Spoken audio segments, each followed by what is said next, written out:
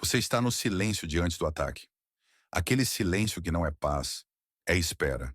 E então, primeiro, vem um som grave, distante, quase como uma porta batendo no fim do mundo. Em segundos ele se multiplica. O solo vibra, o ar engrossa, e antes mesmo de você ver qualquer soldado avançando, a guerra já começou de verdade. Não com baionetas, mas com artilharia. Na Primeira Guerra Mundial, a artilharia não foi só uma arma, entre outras. Ela foi a linguagem principal do campo de batalha. Era a ferramenta que abria caminho, que fechava caminho, que punia, que isolava, que confundia. E, sobretudo, era uma máquina de consumo. Consumo de metal, explosivo, espoletas, tempo de fábrica, vagões ferroviários, cavalos, caminhões, trilhos e vidas. Quando a frente travou nas trincheiras, a artilharia virou um instrumento para tentar destravar. E nesse ponto nasce um paradoxo. Para atacar, você precisava de uma barragem de fogo tão intensa que ela própria criava o maior problema da guerra industrial: a falta de munição. Hoje, a gente vai entrar no coração disso tudo, olhando as duas frentes ao mesmo tempo. A frente de combate, onde o canhão precisava acertar um alvo invisível por trás de um talude, e a frente de trás, onde uma decisão de gabinete, um decreto de mobilização do trabalho, um relatório de produção ou um memorando diplomático mudavam o destino de ofensivas inteiras. Vamos entender os tipos de peças e suas funções, como se observava e corrigia o tiro. Por que a barragem virou o centro da tática? Como o consumo de munição explodiu e travou a indústria? Quais foram os efeitos físicos e psicológicos no terreno? E por que, apesar de toda essa força, a artilharia tinha limitações duras? Precisão, comunicação e clima. A primeira coisa a fixar é uma imagem mental. A frente ocidental como um sistema. Um sistema que inclui o campo de batalha e inclui a retaguarda industrial, administrativa e logística. Não dá para separar. A artilharia é o elo perfeito entre as duas. No fim da linha, o soldado que puxa o cordão. No começo da linha, a fábrica que forja o estojo, funde o projétil, enche com explosivo, monta da espoleta, embala, envia e precisa repetir isso em escala absurda. E para começar com rigor, vamos lembrar que a guerra não nasce já como guerra de trincheiras e barragens gigantes. Ela nasce como guerra de mobilizações e planos. Nos comunicados e ordens oficiais do verão de 1914, como a ordem do Kaiser Wilhelm II determinando a mobilização alemã em 1º de agosto de 1914, publicada em coleção documental acadêmica. A linguagem é de urgência nacional e prontidão militar. A expectativa era de campanhas mais móveis, decisões mais rápidas. Mas o choque de 1914, com fogo concentrado e perdas enormes, empurra os exércitos para a defesa contínua e para a escavação. Aí surge uma pergunta que vai perseguir 1915 e 1916. Como atacar uma linha entrincheirada, protegida por metralhadoras, arame farpado e abrigos?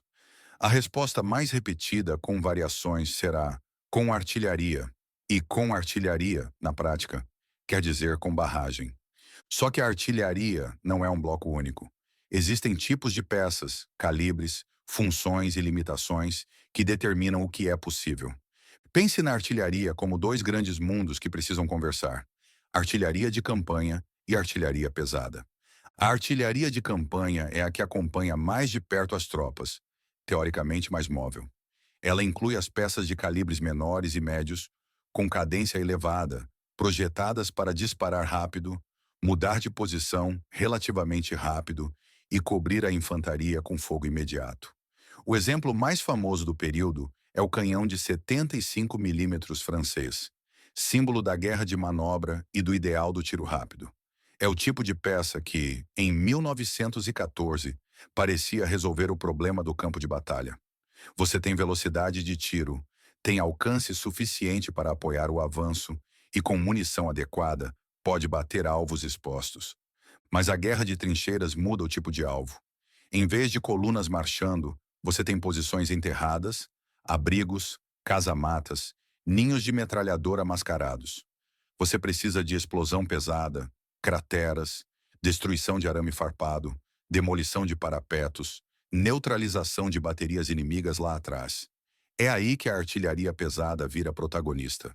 A artilharia pesada inclui obuses e canhões de maior calibre, com granadas maiores, mais explosivo, mais capacidade de destruir fortificações de campanha e alcançar profundidades maiores.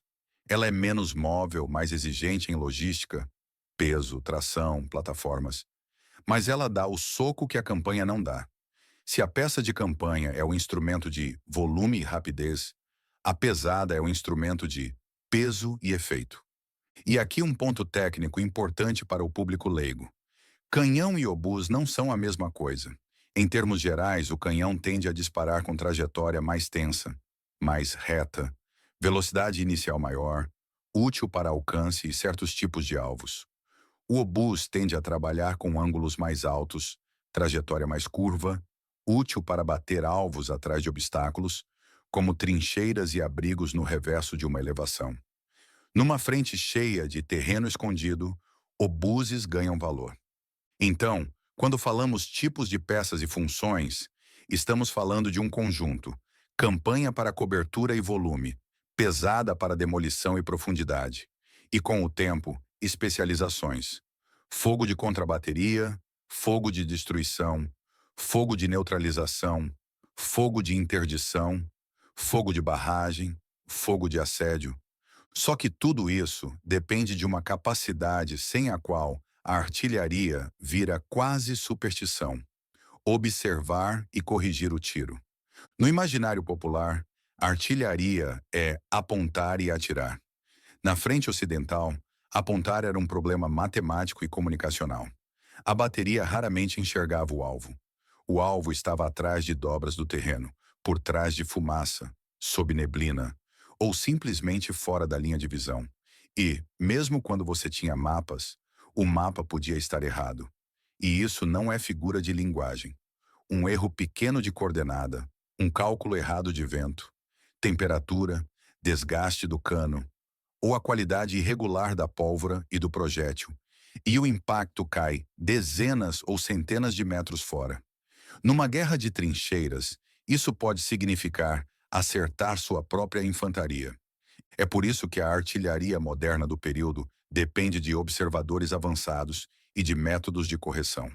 O observador avançado é o olhar da artilharia no fronte. Ele pode estar numa posição elevada, numa torre improvisada, num posto de observação camuflado, às vezes até em balões de observação. E ele observa os impactos: curto, longo, à esquerda, à direita, e pede ajustes. Esse diálogo entre observador e bateria precisa de comunicação rápida. No papel, você usa telefone de campanha, fios estendidos até a frente. Na realidade, o bombardeio rompe fios o tempo todo. Mensageiros morrem, sinais visuais falham na fumaça. E o rádio, no sentido prático e confiável para esse uso, ainda é limitado no início. Por isso, em relatórios e instruções militares da época, como as discussões e artigos em publicações profissionais, como o Field Artillery Journal, anos de 1914 e 1917, acervo digital militar, aparece repetidamente o problema da observação e da direção de tiro. Como padronizar procedimentos, como treinar, como calcular, como corrigir, como manter comunicações sob fogo. Eu não vou inventar frases literais sem o trecho exato, mas a síntese do tipo de conteúdo encontrado nesses periódicos é clara. O tiro eficaz depende de método, de tabela, de observação e de disciplina procedimental. Atirar muito não é igual a atirar certo. A correção de tiro para o leigo pode ser entendida como um processo em duas fases. Primeiro você encontra a distância e a direção aproximadas, ajuste por tiros de prova. Depois você concentra o fogo onde quer, tiro para efeito. Isso exige tempo. E tempo é algo que o inimigo tenta te negar com contrabateria, com neblina, com dissimulação. E aqui entra uma virada central da guerra. Quando a comunicação e a observação ficam frágeis, cresce a tentação de substituir correção em tempo real por plano pré-calculado. Em vez de observar cada ajuste, você calcula previamente com base em mapas, meteorologia, tabelas balísticas e sincroniza relógios. Isso é o embrião da barragem moderna. Um fogo em cortina, programado com mudanças de distância ao longo do tempo. A barragem, e aqui chegamos ao subtópico central, não é só muito tiro. Ela é uma solução tática para um problema tático. Como impedir que o defensor levante a cabeça, ocupe a linha de fogo, opere metralhadoras e reorganize reservas enquanto sua infantaria atravessa a terra de ninguém? A barragem funciona como uma cortina de explosões à frente do avanço. Se ela fica parada, ela prende o inimigo na trincheira. Se ela avança em passos programados, o que ficou conhecido como Creeping Barrage, barragem rastejante, ela tenta manter o inimigo sempre um passo atrás do inferno. O objetivo, como sintetizam instruções britânicas de fim de guerra, por exemplo, o documento SS-135, The Division in Attack, emitido pelo General Staff britânico em novembro de 1918, reproduzido em transcrição em acervo online, é impedir que o defensor, manning his defense, a tempo de parar a infantaria atacante. Isso não é poesia, é uma lógica mecânica. Se o defensor está abrigado, ele não atira. Se ele não atira, o atacante atravessa. Se a barragem levanta cedo demais, o defensor volta aos parapeitos e mata o ataque. Se a barragem fica em cima do atacante, ela mata o próprio ataque. É por isso que a barragem se torna central. Ela é a ponte entre artilharia e infantaria e exige uma coreografia milimétrica. Mas essa coreografia esbarra nas limitações que definem a guerra de 1915 a 1917. Precisão limitada, comunicações quebradiças, clima e terreno. Vamos destrinchar. Por que a barragem era central? Porque numa defesa entrincheirada, o principal poder do defensor não é só a trincheira. É a metralhadora bem posicionada e a capacidade de reforçar rapidamente o ponto atacado. A barragem tenta neutralizar ambos, sufocar a linha de frente e, com fogo mais profundo, interditar caminhos de reforço e baterias inimigas. Mas a barragem também cria um problema. Ela precisa de munição em volume gigantesco. E aqui entramos no subtópico consumo de munição e gargalos industriais. Em 1914, muitos estados maiores estimavam um certo consumo aceitável de munição com base em guerras anteriores. Só que as peças de tiro rápido e a guerra prolongada detonam essas previsões. O resultado é que, já em 1915, estoura uma crise política e industrial, a famosa Shell's Crisis britânica. Em trabalhos historiográficos consolidados, como o verbete acadêmico Shell's Crisis of 1915, escrito por Hugh Strachan na International Encyclopedia of the First World War, 1914 a 1918 online. A ideia central é que a capacidade de disparo das baterias e o padrão real do combate superaram a indústria preparada para tempo de paz. A guerra industrial exigia conversão industrial total. Explosivos, aço, químicos, organização estatal, controle de mão de obra. E isso nos leva à segunda frente do nosso vídeo, a retaguarda. A munição não é um item único. Um projétil de artilharia exige corpo metálico, carga explosiva, espoleta, muitas vezes complexa, às vezes carga de gás ou fumaça, e todo um sistema de embalagem, transporte e armazenamento. Se faltar um desses componentes, o projétil não existe. Um gargalo comum é o explosivo, e outro é a espoleta. Além disso, há o problema de padronização e qualidade. Projéteis com tolerâncias ruins geram variação balística, piorando a precisão e elevando o consumo, porque você precisa gastar mais para compensar incerteza. E nada disso chega ao fronte sem logística. O tema transporte e logística aparece como eixo interpretativo em sínteses acadêmicas. Por exemplo, verbetes de 1914 a 1918 online sobre logística e sobre a própria transformação da guerra. A frente ocidental era uma linha abastecida por redes ferroviárias e estradas. A artilharia pesada, especialmente, é dependente de trilhos e de planejamento. Você não move uma bateria pesada como quem muda um pelotão de lugar. Você move toneladas. Quando a munição falta, a tática muda. Quando a munição sobra, a tentação é bombardear mais. E aqui há um ciclo perverso. Bombardeio intenso exige mais produção exige reorganização social. Reorganização social exige decretos e leis. Do lado alemão, isso aparece claramente em documentos da retaguarda. Em 1916, por exemplo, a pressão por guerra total e produção massiva se expressa em programas de armamento e mobilização do trabalho. Há uma fonte primária acessível e confiável para isso. The Hindenburg Program, 1916, em coleção documental do GHDIN, que sintetiza e apresenta o programa como tentativa de usar recursos escassos de maneira mais eficiente e elevar a produção bélica. E, conectada a esse esforço, a Alemanha aprova uma lei de mobilização do trabalho, a Auxiliary Service Law, Hilfsdienstgesetz, de dezembro de 1916, também disponível no GHDI, que obriga certos grupos ao serviço de trabalho essencial. Aqui a artilharia aparece não como canhão, mas como demanda. A economia precisa ser redesenhada para alimentar o fronte com munição. Isso é fundamental para o nosso vídeo. A barragem não é só tática, ela é política.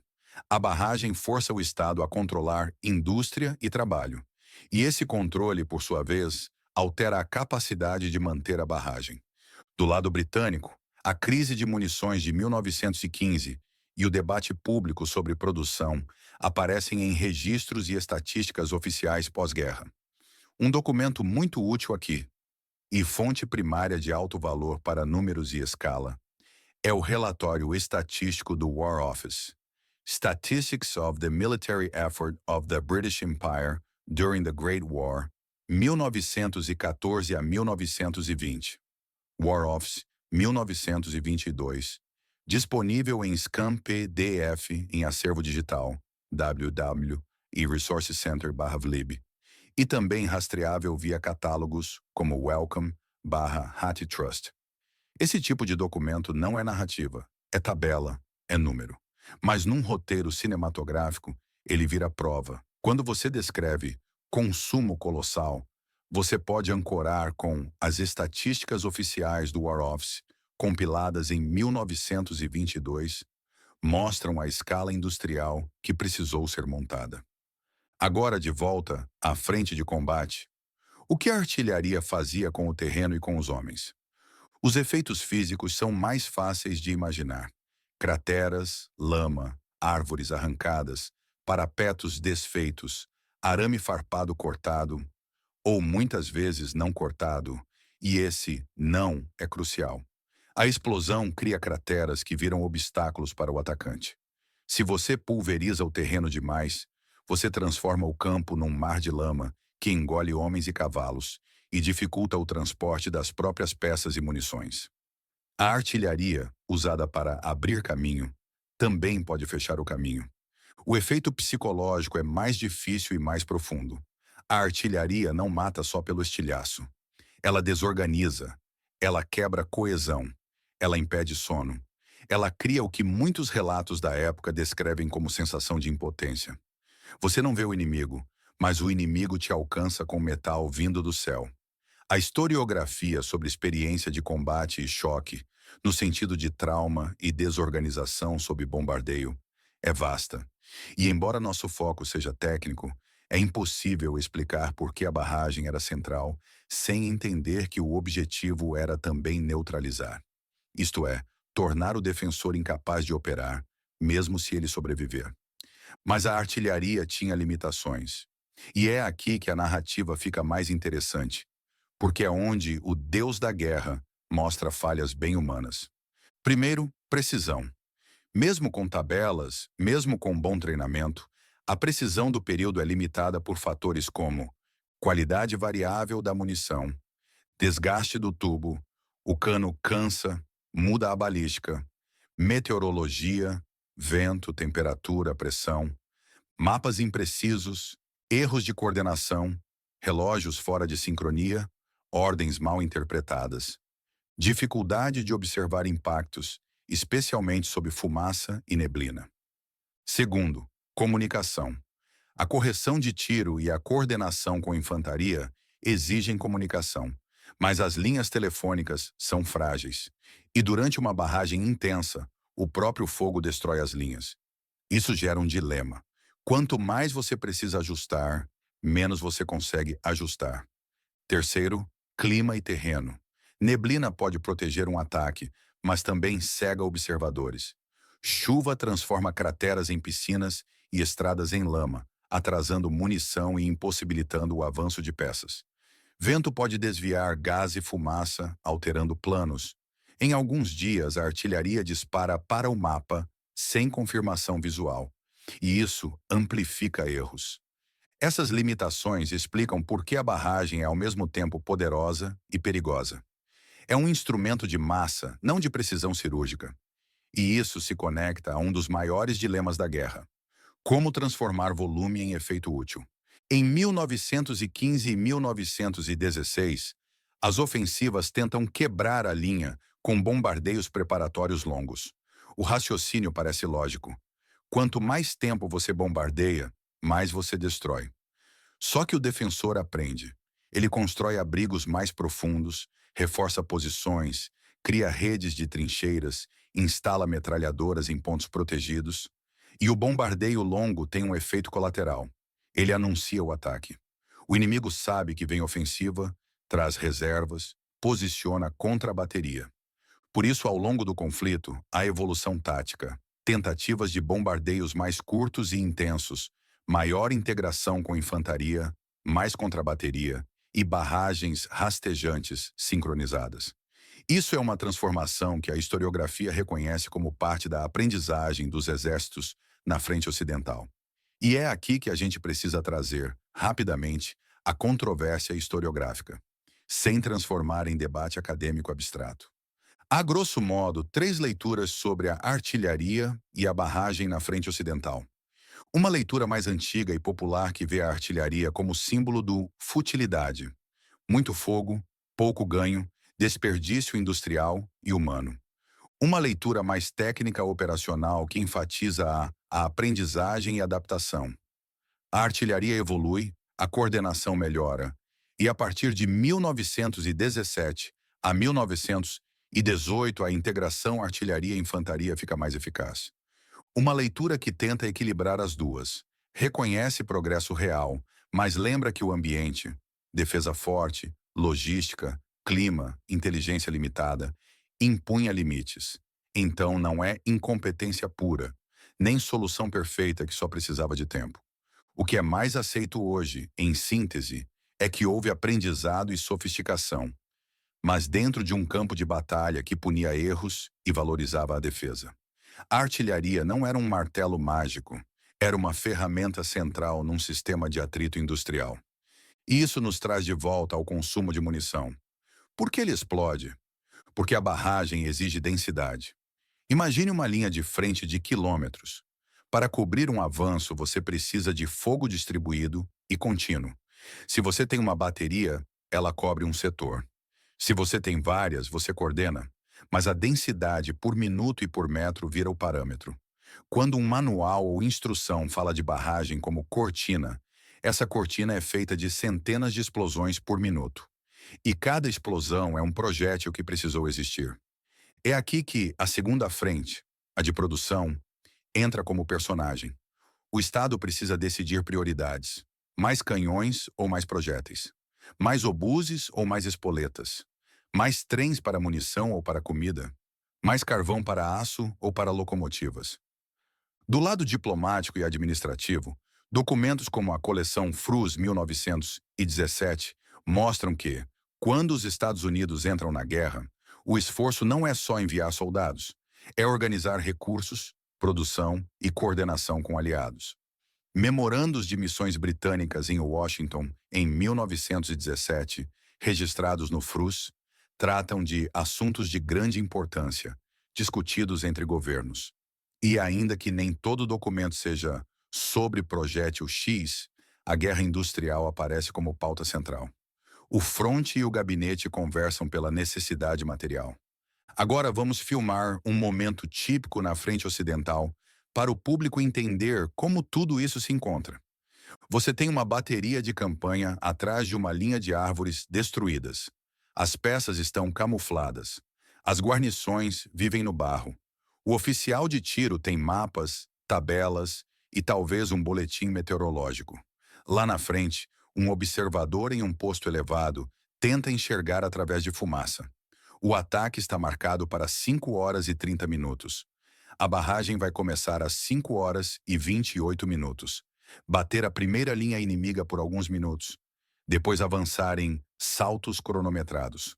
A infantaria vai seguir atrás, tentando manter uma distância segura. Perto o bastante para aproveitar a supressão. Longe o bastante para não ser atingida por estilhaços. Nesse momento, qualquer falha vira tragédia. Se um relógio está adiantado, a barragem foge e deixa a infantaria exposta.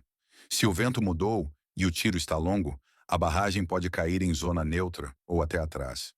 Se as comunicações quebram, não há como ajustar. Se choveu e o terreno está impraticável, a infantaria atrasa e entra numa zona de fogo que já avançou.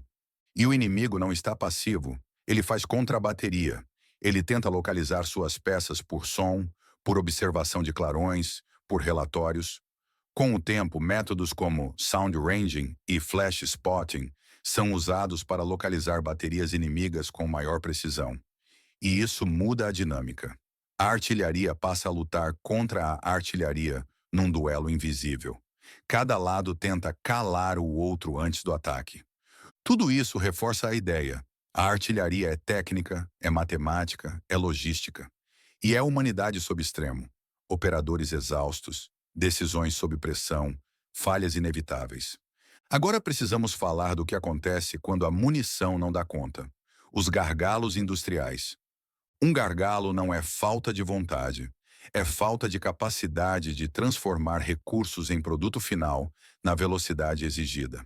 Na guerra, gargalos típicos incluem capacidade de explosivos, química, capacidade metalúrgica, aço, usinagem, tolerâncias, capacidade de produzir espoletas seguras e confiáveis, transporte, trens, locomotivas, carvão, trilhos, caminhões, mão de obra treinada, coordenação e padronização entre fábricas e exército. E aqui, do lado alemão, a existência do Hindenburg Program, 1916, e da Auxiliary Service Law, dezembro de 1916, como documentos primários mostram uma coisa. A Alemanha reconhece que a guerra exige reorganização total. Não é apenas mais fábricas, é reorganizar trabalho e recursos sob a autoridade do Estado e das lideranças militares. Isso tem efeitos sociais e políticos enormes. Mas no nosso vídeo isso entra como a artilharia e a munição forçando o país a mudar. Do lado britânico, a crise de 1915 e a reorganização que se segue, incluindo medidas de controle e ampliação de produção, são bem descritas pela historiografia. E os números do War Office em 1922 ajudam a mostrar escala e transformação. O que começou como uma guerra que todos achavam que seria curta, vira um sistema que precisa produzir milhões de projéteis, manter canhões, substituir tubos, treinar artilheiros, construir linhas férreas e depósitos. E aqui vale um esclarecimento para o público. Consumo de munição não é só disparar e acabou. Há desperdício por erro de tiro, por necessidade de supressão, por fogo de assédio, por contrabateria, por falhas. A artilharia usa munição para efeitos diferentes. Destruição, tentar demolir posição. Neutralização, forçar o inimigo a se abrigar. Interdição, impedir movimentação. Contrabateria, silenciar canhões. Barragem, cortina protetora.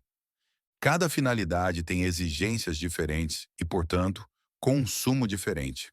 E como a precisão é limitada, muitas vezes a guerra vira volume para garantir, o que retroalimenta a demanda industrial. Mas a artilharia não era só explosivo. Ela produzia um ambiente. E esse ambiente tem consequências táticas.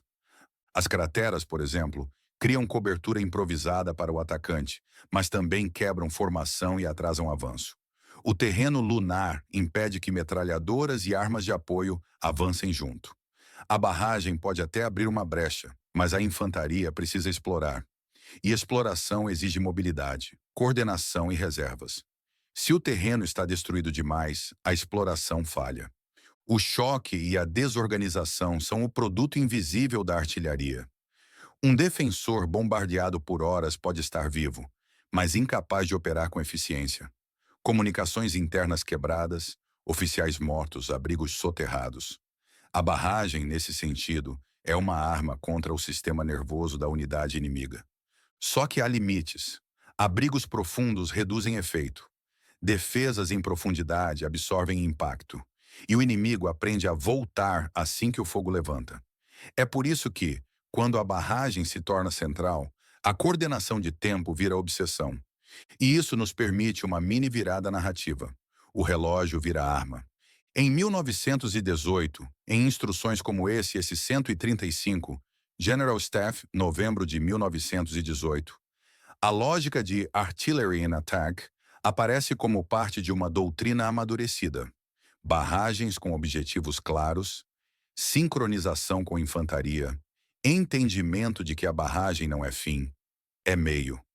Não é bombardear por bombardear, é permitir que a infantaria tome e mantenha.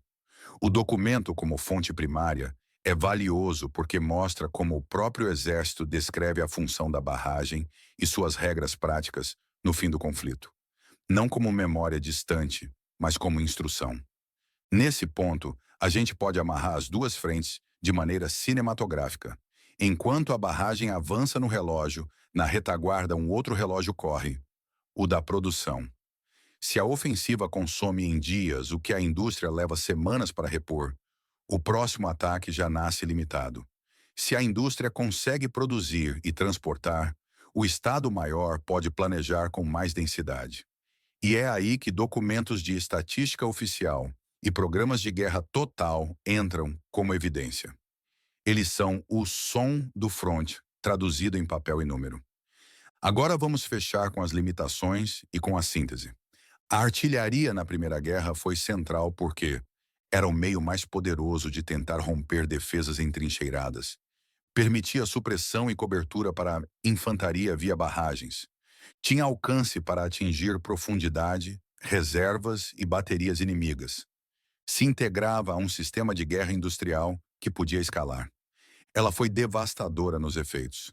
Crateras e destruição do terreno, choque psicológico e desorganização, neutralização e isolamento de posições. Mas ela foi limitada por precisão imperfeita e variabilidade de munição e condições. Comunicações vulneráveis, fios cortados, observação difícil, clima e terreno que cegavam e travavam, gargalos industriais e logísticos que transformavam munição em recurso político. E no fundo, essa é a história que a artilharia conta sobre a Primeira Guerra. A história de uma tecnologia que parecia prometer decisão rápida, mas que, inserida num sistema de defesa e indústria, produziu uma guerra de atrito. Para cada avanço de metros, toneladas de aço e explosivo. Para cada barragem, uma cadeia de decisões. Do posto de observação na linha de frente ao decreto que reorganiza trabalho. Do cálculo balístico no mapa ao memorando diplomático que pede coordenação de recursos. A guerra nesse retrato não é só o estampido do canhão. É o papel carimbado, é o vagão no trilho, é a espoleta montada numa bancada, é o fio telefônico estendido na lama, é a correção de tiro feita com a voz tremendo, tentando ser precisa em meio ao caos. E é a barragem, essa cortina de fogo, como símbolo perfeito de um século que descobriu que, quando a indústria entra em guerra, o campo de batalha vira contabilidade de aço, pólvora e tempo.